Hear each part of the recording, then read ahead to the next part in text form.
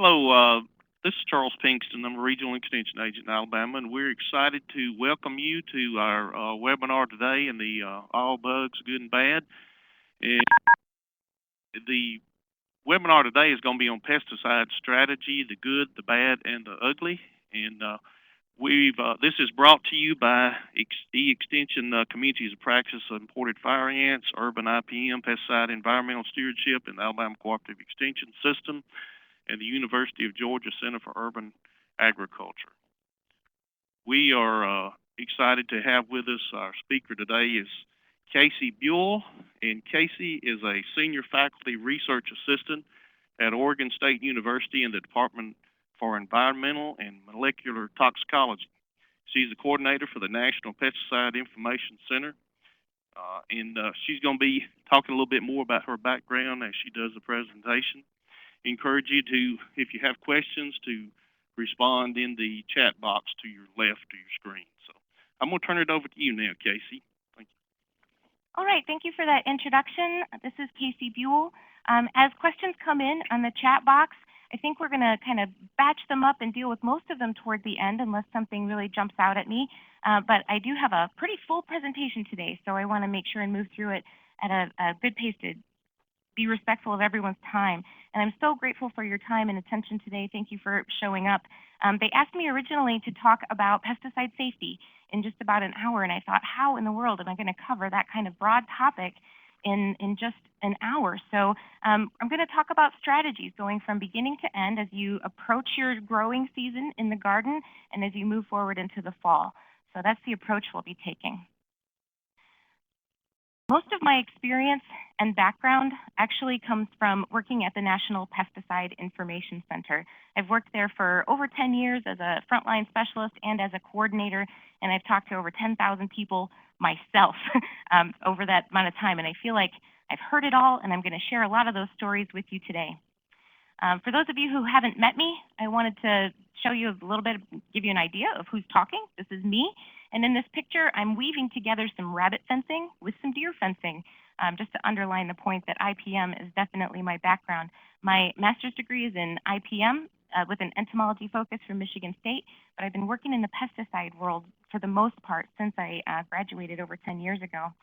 This presentation was built for people who might use pesticides in and around their homes, in particular with gardening, and the heroes who advise them, like extension agents and master gardeners. So I hope some of you are with us today.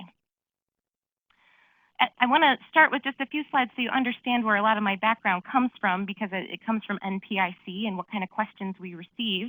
And I'm also going to make the case throughout the presentation that I think extension agents and master gardeners can use our services and also hand out our phone number when it's relevant. So I want to make sure you know what we do.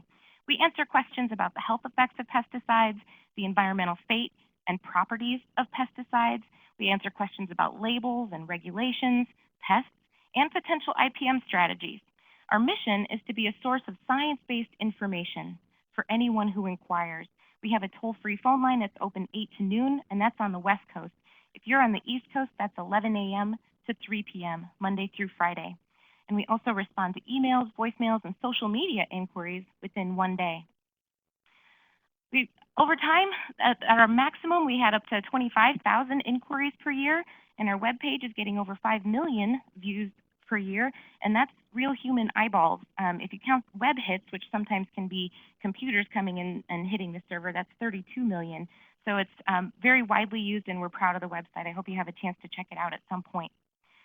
Now, in closing, what do? We translate that technical information into plain language as best we can. If you're familiar with working with pesticides or labels, sometimes it can be very difficult to interpret. We also recognize opportunities to prevent incidents. When we hear about exposure incidents, we document those in a database, and it's usable by EPA and also states when they do risk assessment, and also when they do product registration. They can ask us what kind of incidents have been reported for this product, and how can we maybe address that with different label statements. So it's kind of a surveillance program in addition to its role as an information program. We promote integrated pest management. I hope everyone on the line knows what that means, but you'll hear a lot about it in the presentation today. Legal use practices, and of course, label comprehension. There's some boundaries to bring up, what the things that we don't do. We can't diagnose anyone's symptoms. If someone calls and says, I think I have a headache because I was working with this pesticide, we can't confirm or deny. Of course, we're not healthcare providers. We also don't come up with straight up recommendations for pest control strategies or products or ingredients. We take the approach of laying out a suite of options so the caller can make up their own mind with the situation they have at hand. And of course, we can't do great big research projects if folks want us to do that for them. All right, now that you know a little bit about the National Pesticide Information Center and where all my interesting stories are coming from, let's talk about what we're going to go over today in this presentation. We'll talk about inspecting your inventory, planning your attack, selecting a pesticide, things to do before, during, and after the application that are good best practices. We'll spend some time on storage and disposal. We'll touch again on the kind of ways that NPIC can help you and the people you serve. And we'll finish up the presentation with some true stories of horror. We've heard more than a few at the center, and I'll share some of those with you today. All right, first let's clarify our terms. A lot of folks think that the word pesticide just means insecticide. And this is an entomology-focused crowd, but I'm sure many of you know that it's actually much broader than that, and that all of these things are considered pesticides under the law. And that includes things that repel, like repellents, pheromones that disrupt the mating of moths and other things, plant growth regulators. In this presentation, I'm going to focus mostly on insecticides, herbicides, and fungicides, as they're the most commonly used in the home garden. One of the foundational concepts about pesticides to begin with is that the label is the law. When you read your shampoo container and it tells you to reapply, you don't necessarily follow that direction because it's not required. But with pesticide products, it's a whole different ballgame. Every statement on that label is legally enforceable, and so it must be followed. You'll hear me repeat that throughout the presentation as well. All right, now it's February when we're giving this presentation, and it's a time of year that's so exciting. We're poring over seed catalogs, cleaning up our tomato cages, dreaming of the next growing season. Well, I argue it's already time to get busy on your pest control strategy and also your pesticide safety regimen. We're going to start with inspecting your inventory. First, don't separate pesticides from their labels if you possibly can. It's pretty frustrating that so many labels actually come in detachable pamphlets because it's very difficult to reattach them to the product package. But if you can use binder clips or rubber bands or staples, those kind of things to make sure they stay together, please do that. If you find things in your shed that look like this picture on the left and you can't tell at all what's in that bottle, you may have to treat it like household hazardous waste. And that we call that HHW around here. And we have a list for every state. There's a link there. If you go to that link and click on your state, then there's a link for household hazardous waste, and you can call that phone number. Typically what happens when you call that phone number is they tell you there might be a collection event coming up somewhere in your state in the next 3 months or sometimes 6 months. They're not held very often, but when they're held, they're typically free events. So you can load up all the stuff in your shed you're not sure about and take it down all at once. I'm going to mention this again in the presentation, but let's pay attention to this for just a moment. Putting a milky substance into a milk jug where it's separated from its label is so dangerous. I can't even explain how dangerous that is. If there were a fire or there were a flood and first responders had to come in, they wouldn't know what they were dealing with. They might even assume that it's actually milk. Someone actually might mistake this for milk and pour some and take a drink. So this is a practice to pretty much outlaw in any of your sheds, any of your clubs. This is not a practice that should be allowed. Okay, moving forward. As you're inspecting your inventory, make sure to discard any containers that are bulging or bowed. There can be big changes to the product in storage over time, especially if your storage area is subject to freezing or temperatures over 85 degrees. Usually on the pesticide product label in the storage section, it says to store it in a cool, dry place and don't subject it to extreme temperatures. Things can change dramatically. Now, when you're in doubt about whether or not something might still be good, if it's been in the shed for years and you can't even remember when you bought that, look for an expiration date. Most pesticide products don't have expiration dates on them, but you can call the manufacturer and ask about the shelf life. And they'll follow up by asking you about any extreme temperatures that it has been exposed to. We also have a list of manufacturers because they don't always put their phone numbers on the label. So we maintain a list of 300 or 400 pesticide manufacturers and their toll-free numbers on our website. Next, as you're going through your shed to inspect your PPE, your personal protective equipment. Dry conditions over the winter can actually make things brittle and cause them to crack. So even if they were perfectly functioning pieces of PPE last fall, they need to be inspected upon the springtime. Pay special attention to the seams. I've heard stories over time where people say, I was using my gloves and I knew it was wet inside my gloves, but I thought it was sweat. Until, a couple hours into my project, I finally took my gloves off to go have lunch, and I have red rash skin only on one hand. Well, that one hand had a hole in the glove that they weren't aware of. So pay special attention and look for holes. They can crop up on you before you realize it. If you do ever have to use a respirator, there's often a cartridge that has to be replaced at least once a year. So it's a good time right now to go look at it, see what the serial number is on it, and order your new cartridge. All right, now that we've inspected everything, it's time to sit down with a clipboard and plan your attack. First, make a list of all your biggest pest problems last year. And as you make your list, you might think about things that were actually problematic, things that you noticed but they weren't problematic, and ask yourself how much of those pests can be tolerated. Did it really impact your harvest so much that it would require spraying or some kind of intervention this year? If it's an ornamental plant, did it impact your enjoyment of the garden so much that it justifies buying a whole product or taking additional steps? As you make that list, also, you might be listing plants that have been a problem for you every year since you've had that rose bush. And I put up a picture of roses with black spot because if you've got a rose bush that is susceptible to black spot, you've probably been dealing with it forever. And if you can tolerate the idea of replacing that rose bush with one that might be more resistant to black spot, it would reduce the pest pressure very much. So ask yourself those tough questions as you're planning your attack. Next, when you're thinking about last year's biggest pests, can you get out ahead of them with barriers or exclusion?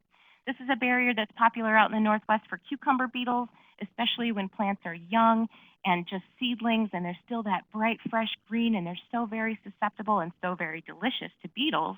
If you can keep them covered up long enough where they're starting to put on some dark green growth and they're getting more vigorous, then they can actually withstand more insect pressure than they can when they're very, very young. So there might be creative ideas you can think of for the major pests that you dealt with last year.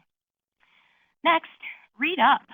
There are so many excellent resources out there from Extension, from Master Gardeners, and many of those resources are specific to your state. You can even go and find a specific fact sheet about the pest you've been dealing with in your state. And that's so highly valuable. Someone wrote that who's already been dealing with the problem, and they might know key issues of timing and other things to be aware of. If you can plan ahead and you know the vulnerable life stage you're looking for, you might be able to head this off at the pass.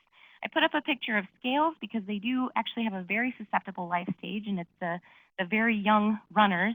And when they hatch out and they're moving to another spot on the branch where they're going to make their permanent home, they're very susceptible to pesticide application, but also to a stiff stream of water that just knocks them off the twig where they may not make it back to a position that will help them survive.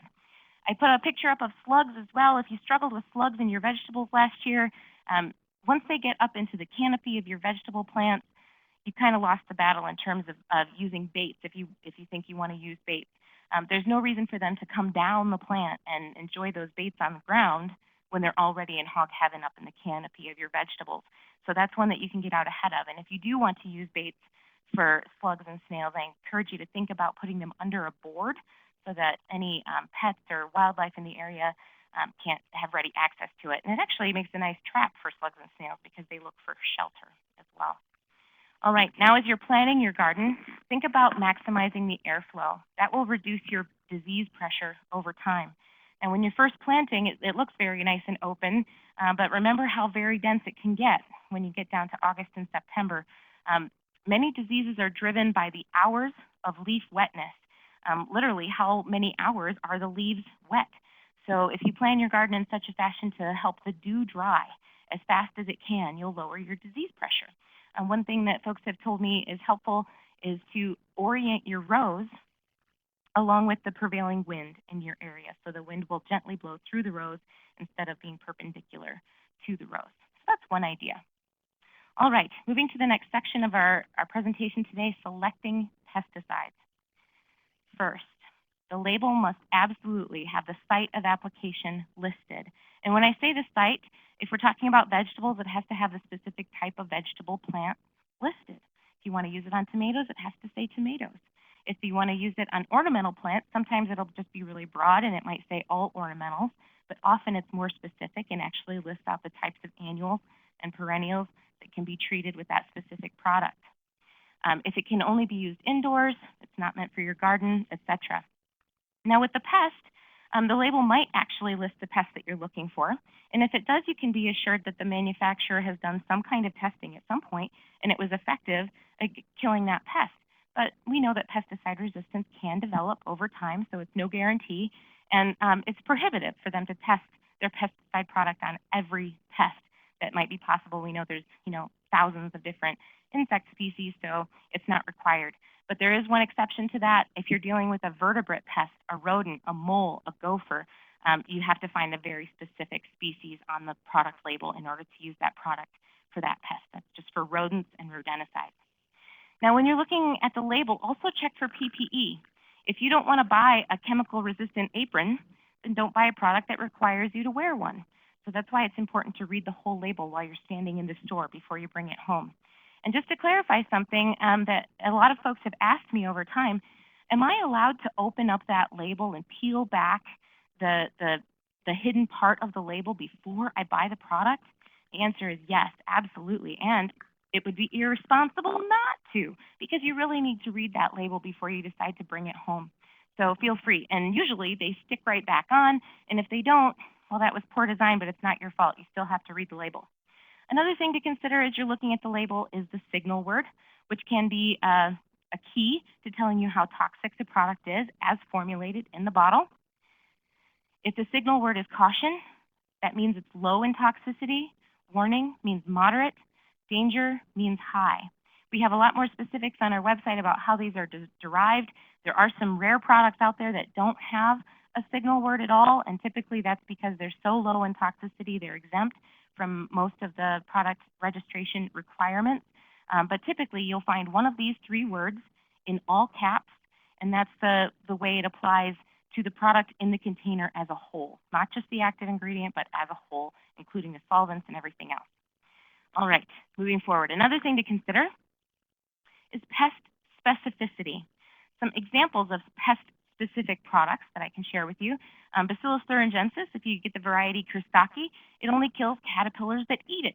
So that's very specific, and it would spare any ladybird beetles or lacewings or other beneficial organisms that are not in that family, the Lepidoptera.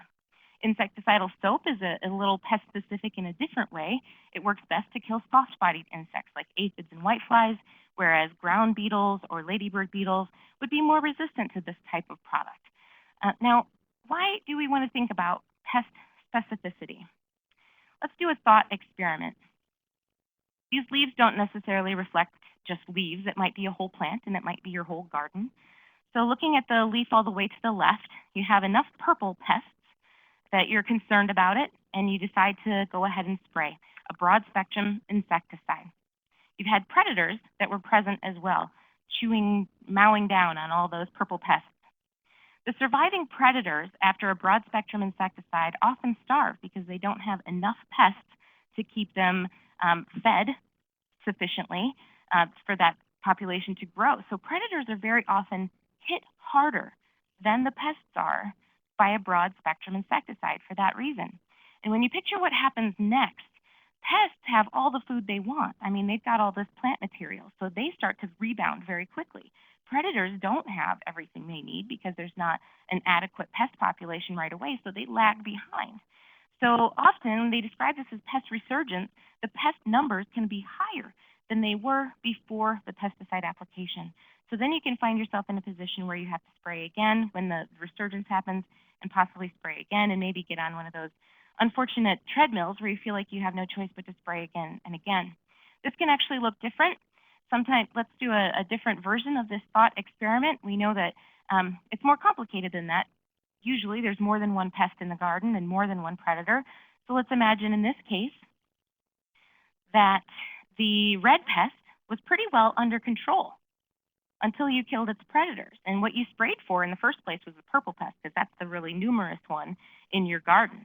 But you knocked out the predators, the orange predators that were eating the red pest. The red pest might multiply faster and fill up that niche that was left by the purple pest. So sometimes you can have a pest resurgence that happens with a whole different pest. An example that happens a lot in the literature is that you might spray for aphids, but you have a resurgence with mites, because this is a complicated system. And when you use a broad spectrum insecticide, it's really knocking out everything that gets sprayed and not just the pest species.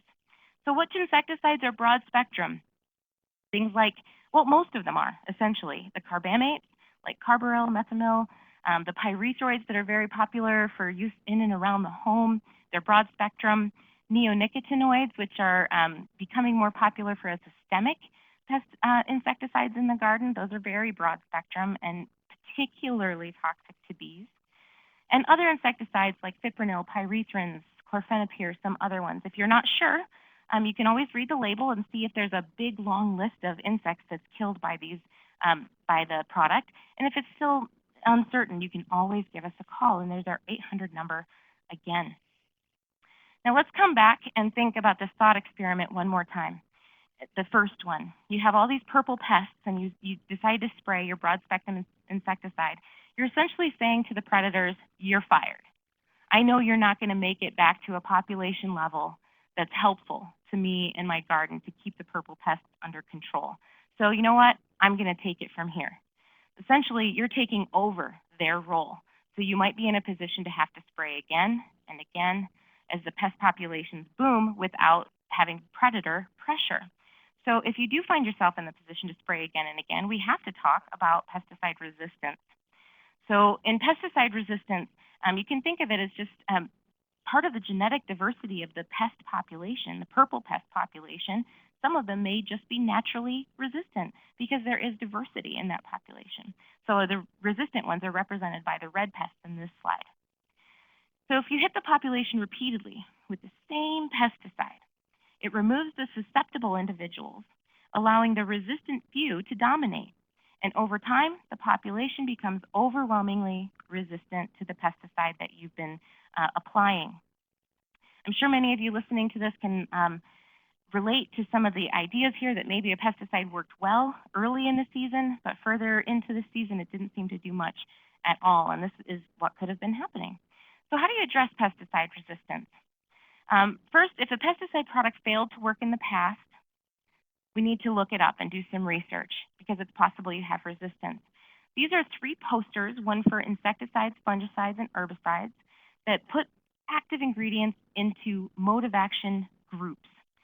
So once you find the active ingredient for the product that has failed you, you can look in that group and you'll see other active ingredients that will be just as useless to you as the one that you have in your hands.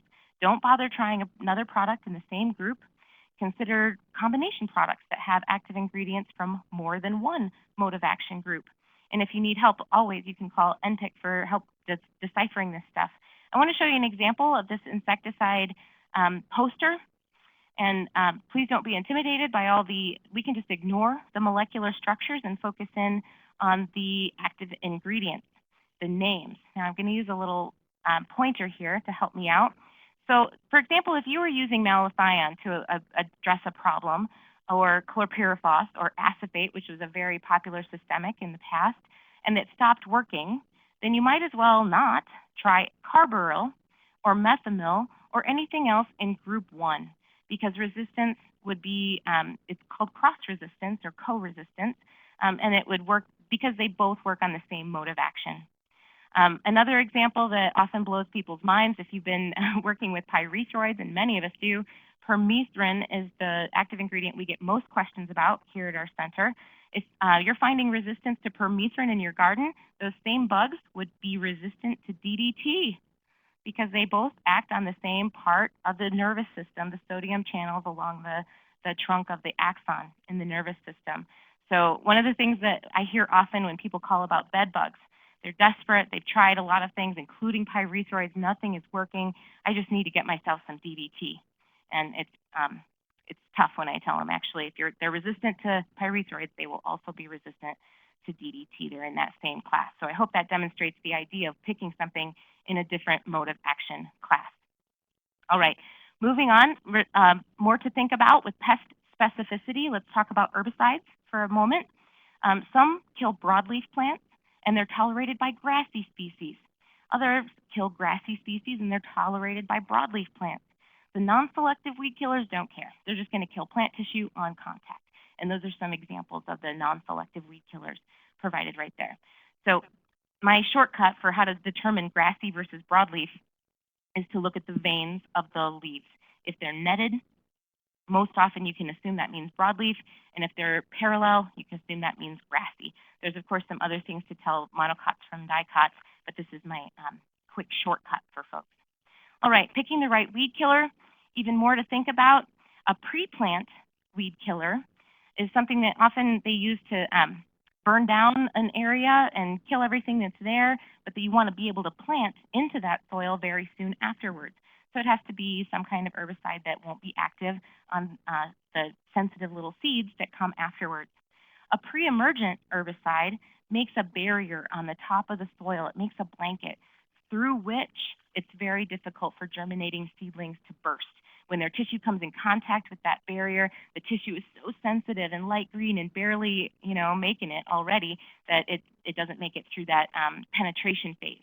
But even once we have a plant that's at this stage right here, it's not, a pre-emergent won't work on it because it's already penetrated through that blanket. Then you'd be thinking about something for post-emergence. And there's some examples provided there. An established stand is even harder to kill, so you'd be looking for different active ingredients in that respect as well. And I should clarify that any mention of these active ingredients or products specifically is not meant to be a recommendation or an endorsement. I'm just throwing out examples to help illustrate the point. Now, as you're selecting pesticides, another thing to consider, should I dilute the product? Should I buy a concentrate or buy one that's ready to use? Well, if you buy a concentrate, there's quite a commitment that you're making.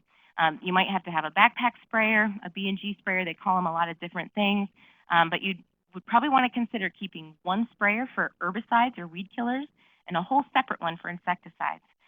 Plants are so very sensitive to herbicides and weed killers that even just the residue after you rinsed out the sprayer can be enough to damage plants when you come back later and try to apply an insecticide with the same sprayer. You might want to consider keeping dedicated measuring spoons and cups and marking them pesticides only, so no one takes them back into the kitchen and tries to use them for food. There is always necessary equipment maintenance with these kind of devices, so you make sure to keep the manufacturer's instructions and follow those instructions for annual maintenance and cleaning, and plan ahead to avoid dealing with leftover diluted pesticide. We'll talk more about this in a bit, but trust me when I say it's a pain to deal with leftover diluted pesticide if you don't have a registered use site to spray it out on. Now, if you're buying ready to use, well, you know you're going to be buying some water with your pesticide, and it can be considered more expensive, but in some ways, it's also kind of the easy button. Also, another thing to think about when you're selecting pesticides, how much do you need? Buy only what you need this season. Many baits are formulated with food items, so they actually spoil. They have things like peanut butter or molasses in them that can go rancid if they're stored too long. So don't take the approach that you're going to buy enough for the next 5 years. Try to only buy what you need this season. You can avoid the uncertainty about shelf life that we talked about earlier and the rigmarole of handling disposal. And it also reduces the risk to the environment in case of a disaster. Remember also we talked about fires and floods before. If you have a big inventory in your shed and there's a flood, a lot of that inventory is going to end up in the water that people need to walk through to find safe havens. And the same is true of fires. When you have a fire, it gets a lot of water sprayed on it. And then that water might be contaminated with your big inventory of pesticides. I put a picture of this particular product up as a reminder to read the label before you leave the store, because I got caught on this one not too long ago. It looks like a shaker can that you would just kind of, shake out from the container. But actually, when I got home and read the label, it only takes about a tablespoon of this stuff for a whole treatment for the size garden beds that I was dealing with. And then I thought, man, it's going to take me 10 years or more to use up this big container of pesticides. So make sure to read the label and estimate how much you're going to need this season. Try to buy a smaller container if there is one available. All right. So are you in love with your label yet? There's so much good information on the label that you need to read before buying. A couple more things. Just to repeat, the site of application must be on the label. Consider the pre-harvest interval. Sometimes it's listed as a PHI, and a lot of people don't know what that means, but it means the time between the last application and the time you can harvest any fruits or vegetables that are grown on that plant. It can be very frustrating to use a product and then you want to harvest the next couple of days, but there's a pre-harvest interval of 2 weeks and you have to watch your fruit as it starts to go to the flies, waiting for that PHI to be expired. Read the environmental hazard statements. You'll find out if something is highly toxic to bees or fish or birds, and there'll be important statements there to consider because you know when you're standing in the store where you want to use it, and you can see if this is an appropriate product for that location. Also read the precautionary statements. I know I might be beating a dead horse, but honestly now, have you read the instructions? You must read the entire product label. All right. And I wouldn't be doing my job if I didn't mention the great resources available in just about every state. Ask a master gardener. They probably deal with the same pests that you have been dealing with because they're in the same state, right there with you, sometimes in the same county. They might know key elements of timing that make it work in your area or nifty tricks that can help you avoid using pesticides at all. So to connect with your state's Master Gardener program, we have a list, and our list contains the contact information for the coordinator of Master Gardeners in each state. It's a place to start, but you can also just go Googling and look for Master Gardeners in your state or county. Now, we're getting closer to the point where we've planned our strategy, we've been thinking it through, we've selected a pesticide, and now we're getting ready to actually apply. Let's do some planning first. Put this number in your cell phone or near your phone. It's easy to remember. It's 3 2s, a 1, and 3 2s. So it's symmetrical on either side of that 1. 1-800-222-1222. Secure access to water, and what I mean by that is just pull the hose over to the area where you're going to be mixing and loading. I've spoken to folks on the phone who said, I was mixing and loading, I accidentally touched my eyes, and of course I touched both of them at the same time because I was wiping across my forehead, and then I had to stumble around the yard looking for the hose and I couldn't open my eyes. So bring that over and secure access before you start mixing and loading. Make sure you pick a spot that's well ventilated for your mixing and loading area. And keep a bag of kitty litter in the storage area. And the reason I bring this up, I've spoken to lots of folks who accidentally spilled a concentrate or some other kind of pesticide product on the patio or the garage floor, and it soaked in so quickly and it stunk for so long. And they'll call asking, is there anything I can do to neutralize that smell? And unfortunately, the answer is no many of the time. So if you had kitty litter handy, you can dump it on that spill really quick and keep it from absorbing into those materials.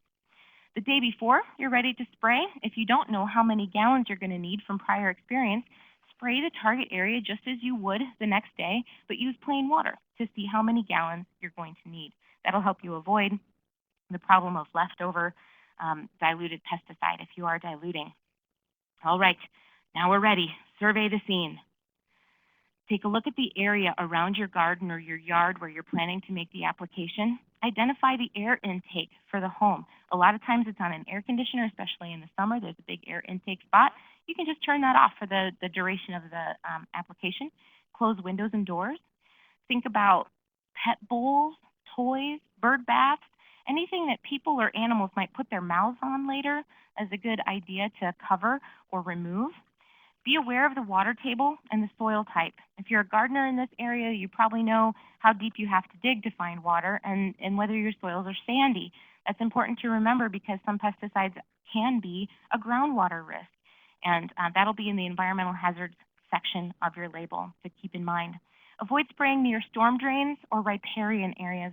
A riparian area is an area that's really right up against a water body. It could be along a stream, a ditch, or a pond, but it's the area that slopes down to meet that water. And if you can avoid applications in those areas, it's generally best for water quality if you do. All right, we're ready. We're ready to get suited up.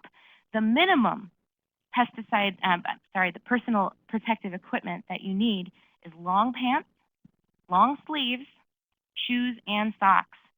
So at no point is it a good idea to apply pesticides wearing a tank top, shorts, or flip-flops. It's just unnecessary exposure. If you do use gloves, don't use the ones that you might be using for your other types of gardening if they're leather or fabric because they might be absorptive. And it's kind of a worst case scenario. If they get pesticide on them, they're holding that pesticide against your skin and giving it maximum possibility of soaking in. If you're going to be walking on the treated area as you go, consider wearing some dedicated shoes that won't be used in the house again. That residue, of course, can be transferred to the shoes. And in this picture, the guy's wearing rubber boots. That's particularly a good idea because leather boots are particularly notorious for absorbing, especially organic contaminants around walking on the treated area. All right, now you're getting ready. You're mixing, you're loading. Please make sure that kids and pets cannot access the area when you're mixing, loading, or applying.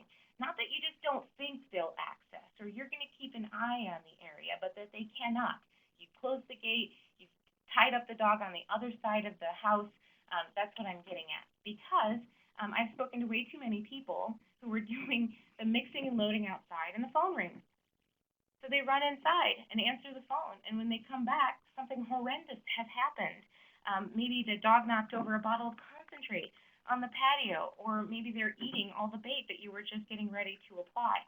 So don't let this happen to you. Make sure things are nice and locked down tight before you're ready to do your mixing and loading. Now, as you get ready to do the mixing and loading, read the label carefully again. Remember that dry ounces are not the same thing as fluid ounces. If you're measuring dry ounces, you need to use a scale to weigh the material. If you're using a fluid, then you would use a measuring cup. Some products actually come with their own measuring cups, and that's because they've actually figured out how dense the product is, so they have done the conversion for you from weight to volume. And that measuring cup can then never be used for anything but that specific product because it's really dialed into that density. So make sure you're paying attention to those facets when you measure, and use the rate that's specified on the label. If you use more, it's illegal, and it could hurt your plants. If you use less, it may not be effective, unless you've had that experience in the past, but having to come back and do it again is more exposure potential, and it could behave differently when applied at 2 different times. Kaci, All right. This picture comes from the medicine world or pharmaceuticals, but it's a very similar concept with pesticides. There may be a narrow window between the effective dose or the therapeutic dose and the toxic dose. So as you're mixing and trying very hard to make sure you get the rate just as it's described on the label, you really might be aiming for a very narrow window. So I'm making the argument that you need to be really careful and get that rate just right. All right, we're ready. It's time to spray.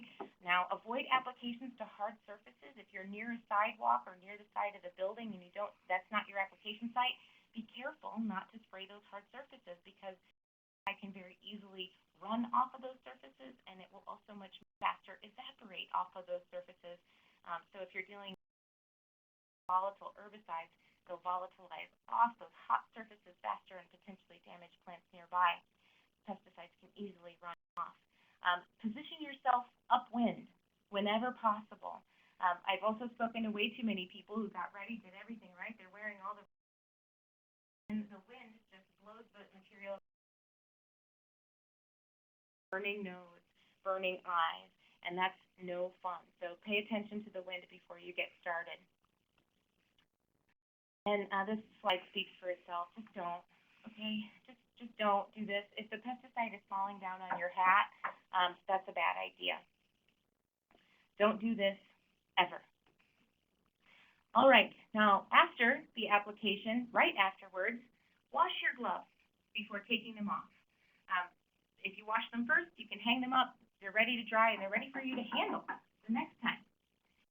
Keep footwear with residue outside. Put clothing in a separate basket away from other laundry. Take a shower. Now, while you're in the shower, you'll be thinking to yourself very hard, now you're sure that kids and pets can't access. You're sure that kids and pets can't access the treated area, right?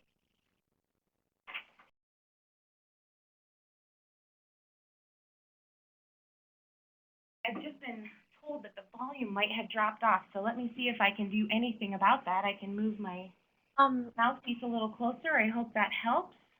Hey, Kaci, it might Right. be, Can someone say in the chat box if that is helping?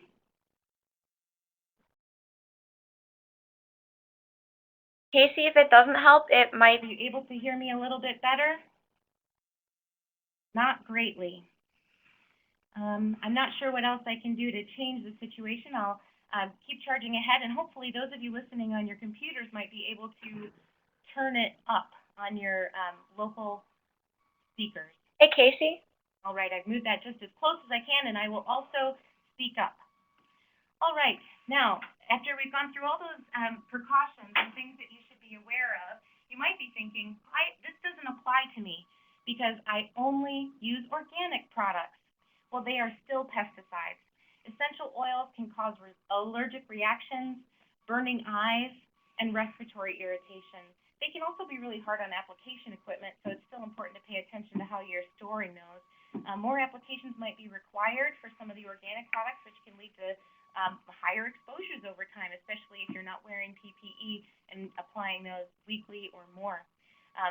Even organic pesticides can be toxic to fish or bees or your plants at higher temperatures, and very often there are unknowns.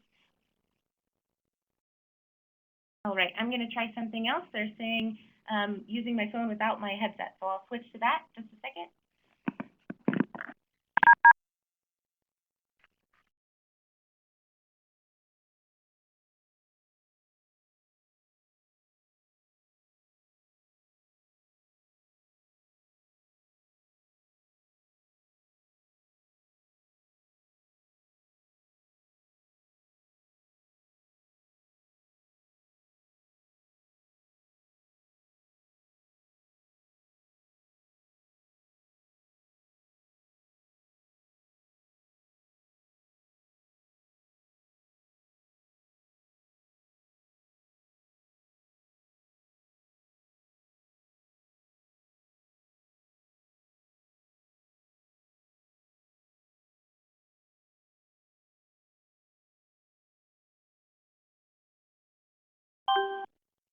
All right, can you folks hear me now?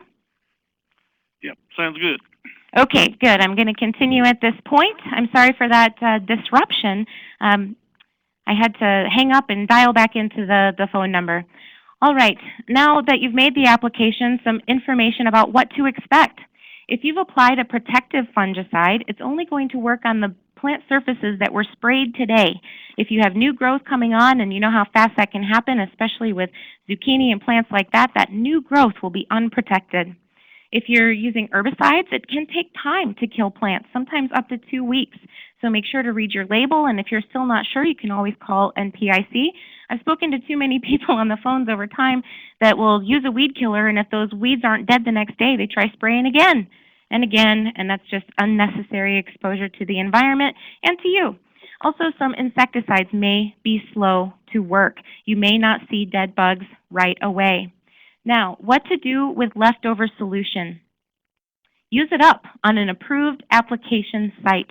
That's really the best and the only piece of advice I can give you. If it's a product that you mixed up to apply to turf or grassy areas, and you've already treated your grassy area, then ask around to see if your friends need the same kind of application, and you can go over and spray out the rest of what you've got on their grassy areas. Never pour pesticides onto soil, gravel, or turf. Never put pesticides in storm drains or street gutters. Usually there's a good section on the label that called disposal, and it'll tell you what to do with products, and oftentimes it's more focused on the product container. It tells you how to dispose of the empty container, but sometimes it will also tell you what to do with diluted product that you have left over. If you decide to store it and just put that sprayer back in the shed and maybe bring it out in a couple of days or a couple of weeks, the quality of that product may change in unexpected ways. It may get stronger, it may get weaker. So it becomes very imprecise and difficult. If you need to find a household hazardous waste event, we talked about that earlier, and there's a spot on our website where you can look that number up in your state. But this is another alternative. You can call Earth 911, and they try to keep track as well of the events that are going on around the nation. All right, now you're ready to put things away. Some good practices in pesticide storage. Don't store pesticides with food, near a well, or with your PPE. Try to put your liquids down low and your solids up high. So if you have granules and dust, they're up above the liquids, and that's of course because the liquids may leak over time and then they're drizzling onto the pesticides below, making mixtures that are hard to predict. Secondary containment for liquids, this is a picture that does a great job demonstrating that. The secondary containment is the tubs underneath those jugs. So if one of the jugs actually got a crack in it, or maybe it failed for some reason, the dripping fluid or sometimes the gushing fluid would be caught by that secondary tray. All right, now that we've been through a great list of things to do, good strategies and bad, try to think again back to your beginning planning stage and think about how you can make the need for pesticides more rare. Instead of growing that problem fruit or vegetable, you could always buy them. I made that decision about zucchini this year. I could not keep up with the powdery mildew I was having to spray over and over again. And you know what? Zucchini is cheap, especially in this part of the country, so I'm just going to go ahead and buy it next year. Revisit those barrier ideas that might have seemed like too much work at the time, but maybe in the comparison to what the alternatives, they're better ideas now. Consider using mulch for weed suppression or a hard stream of water to knock insects off your plants. Traps can be used to suppress pest populations. And again, replace any problem plants that are just problematic year after year with pest or disease-resistant varieties. Your ideal condition, when you look at your garden, you don't want to have zero pests. If you have zero pests, you'll have zero predators because they have to have some pests to eat. So if you want to have a nice, healthy balance and keep things in check, you're hoping to have a few pests, some predators, and also pollinators and parasitoids that make your garden home. Flowering plants can attract those kind of things, and if you have a refuge of flowering plants that are purely ornamental and you really just don't need to spray them at all, that can be a refuge for a population. So that's just to plant the seed of an idea of what you're going for, is good diversity. All right, one more pitch to have you call the National Pesticide Information Center. You can call us to compare the toxicity of products, to evaluate their persistence. If you're not sure about some of the characteristics we talked about today, I'm not sure if the product in my shed is selective or if it might be out of date, you can call us about that. If you're wondering about a product's risk to groundwater, fish, or bees, or drinking water, or you just need help with some confusing label statements, we can help you with that. I am very proud of the team that we have here at NPIC. Folks sometimes think since we're located at a university that we have students answering the phone, and it's absolutely not true. These are professionals who love science and love people, and that's a great combination. It's hard to find in today's world, so do give us a call. All right, now we're going to finish up the presentation with talking about some ugly examples. Some of the worst stories I've heard over time. Do not assume that vegetable spray means all vegetables. I've actually seen labels that say on the front, vegetable spray, but if you open up the pamphlet on the back, they're only allowed for 1 or 2 vegetables. And the same is true with fruit tree spray. You have to go further. Don't assume that the last person who used the sprayer rinsed it out really well.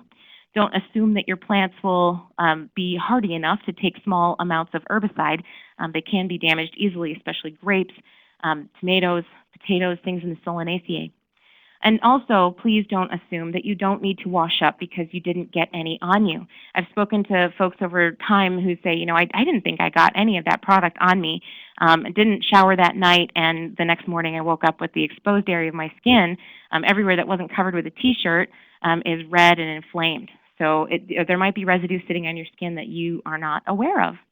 And also, please don't apply the wrong product altogether.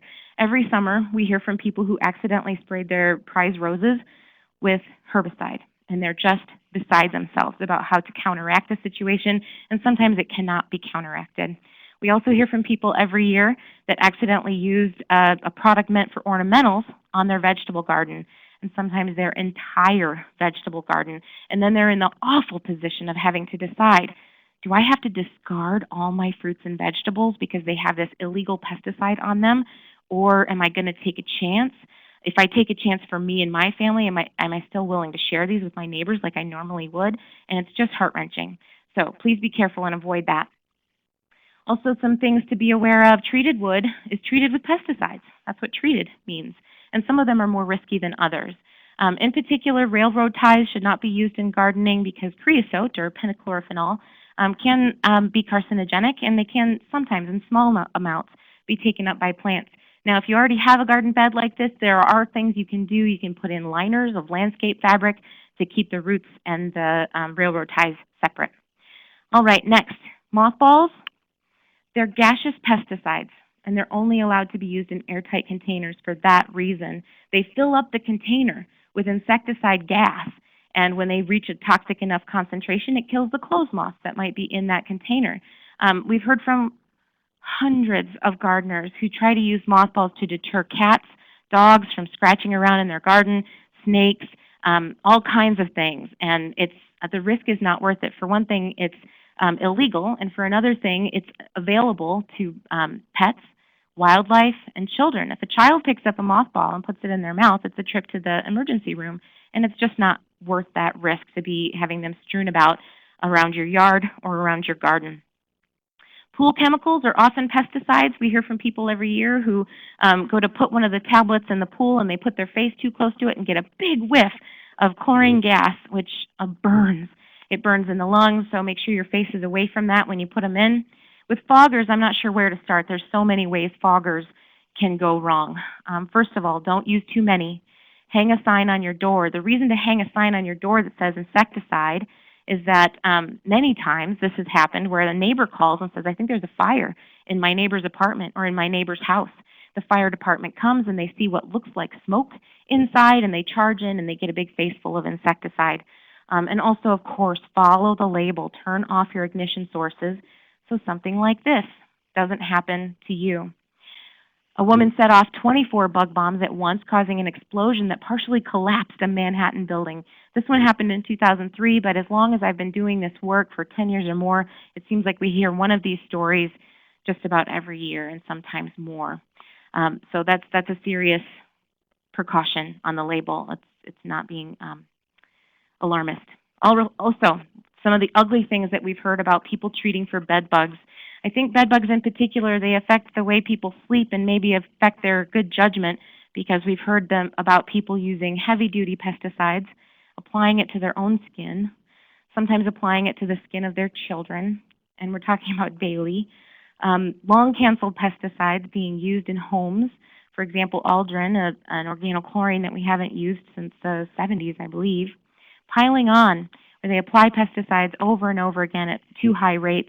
We've heard about people using flammable liquids like gasoline to kill bed bugs, and this is, of course, in their bedrooms. We've heard about folks spraying their sleeping areas until wet with pesticide and doing that every night before bed.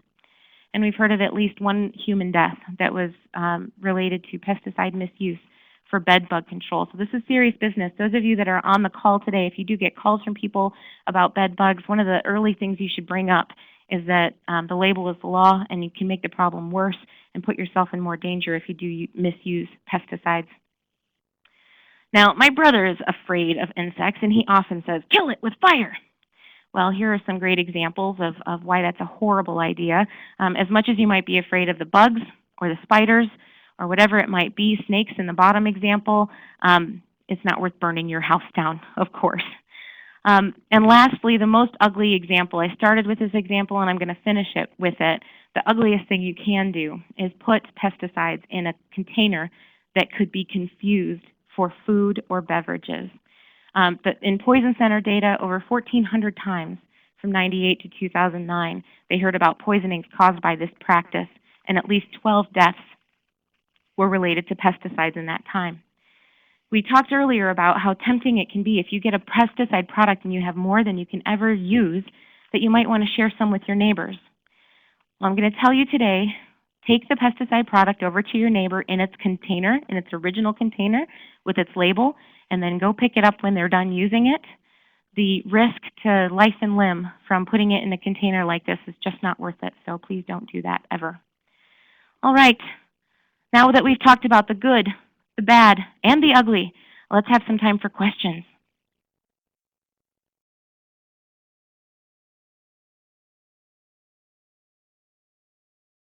Okay, y'all feel free to type in your questions in the chat box. Also like to express appreciation. Several people have been helping us with the chat box. It's Danny Carroll, and Danny's been working with me on moderating this, and Kathy Flanders, and then Amanda. I'm not sure I know how to pronounce Amanda's last name, but it's Tedro, and we appreciate her help.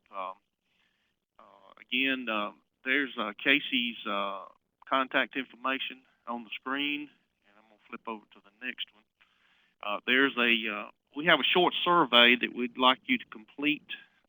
There's one that's, it may be in the chat box, but there's also this one that you see here. It's a URL that you can click on and then go in and answer some questions. And we need input to be able to continue these programs in order to provide information that is of interest to people and of benefit to them.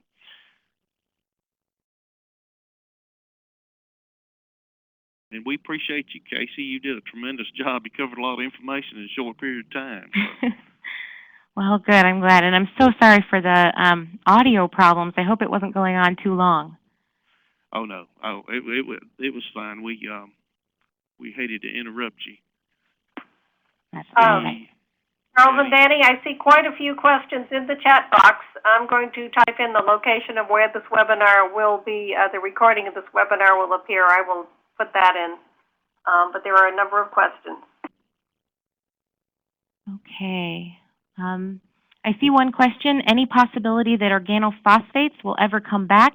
In terms of residential uses around the home and garden, it's not very likely. They did risk assessments finding that it was the risk was too great for residential exposure, and new research has been coming out even more over time since the cancellation about potentially problematic effects, especially with exposure to children. So that's not likely to happen. What else? Would a barrier work for squash vine borers? If so, when would I put it on to ensure good pollination? That's a great question, and I don't know the answer to it. It's going to be specific to your local area because things ripen and pollinate at different times of the year. So that's a great question for a master gardener in your area. Let's see. What's another question I can address? There's one about broad spectrum insecticides and the effect on beneficials. Do you see that one? The leaf example, to explain that a little bit further? I guess that's what you're talking about. Okay. Well, with predators, I made the argument that predators can actually be impacted greater than pests when they're hit with a broad-spectrum insecticide. And the reason is, first of all, there are fewer of them to begin with because there's going to be fewer predators than there are pests based on the ecology. And the few remaining survivors, if there are any, may not have access to enough adequate food source because most of the pests are gone to sustain their lives. And then they have a slower time coming back in terms of population because we have to wait long enough for a couple of population cycles to go through to get that predator population back up. Does that help? Yeah. Okay. What's another question we can address? I see an answer in the box for the squash vine borers. Someone is recommending to plant according to your planting dates. You'll be finished with squash by the time they arrive.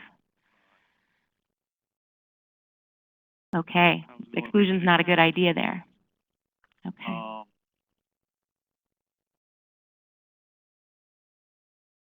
See any others that I can address? That's what I was.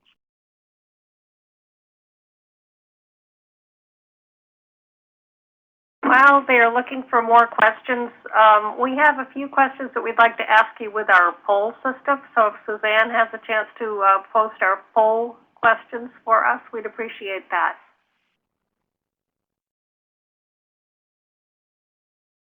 Yeah, we appreciate y'all responding to these questions. Like I said, that helps us to know how to continue doing these webinars to make it beneficial to you.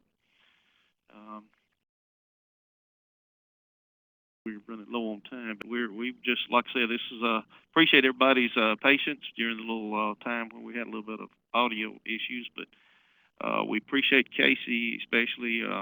She did a tremendous job covering the information and sharing with us. Well, thank you. And I'm honored by 90-some people showing up for the webinar, and I hope those folks can actually pass it around to others, and we can prevent some mishaps. Oh yeah, that's very important. There's a lot of times that happens. There was a number of I think you were over 100 at one time, so we had some great participation. That's great.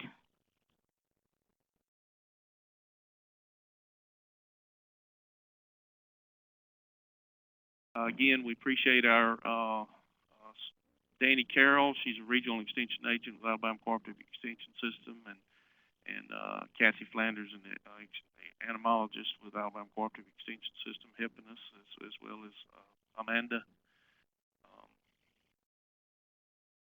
Okay.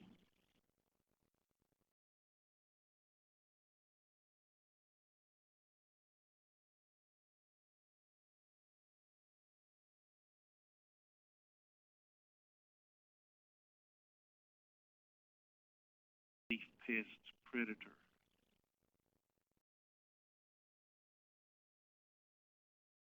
See that one?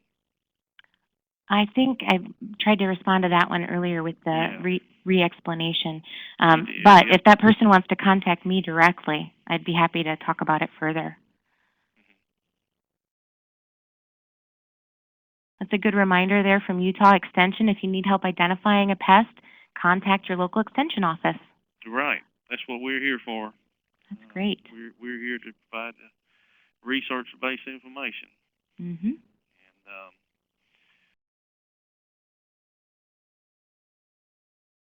oh yeah, somebody was asking about bed bugs. And I see where Kathy responded that there is a recording we did last year on dealing with bed bugs. It's a pretty difficult pest to handle. Yeah, it sure is. And we talk to a lot of folks. About 1 in 20 calls these days is about bed bugs here at our center. You know, one thing I learned this time is you need to get a positive identification, because there's a bat bug that there's infestation of bats, and it looks very similar to the bed bug. Oh. And our had to send it off, let our entomologist identify it, and it turned out to be a bat bug. It doesn't feed on humans, so that's why it's important to get a positive identification on an insect pest before you start administering some type of treatment. So these people were going to be spending a lot of money, and it turned out it wasn't a bed bug. And it can be so much money to hire a professional for bed bugs that it can be pretty expensive. So that's a great reminder. Right. Yeah.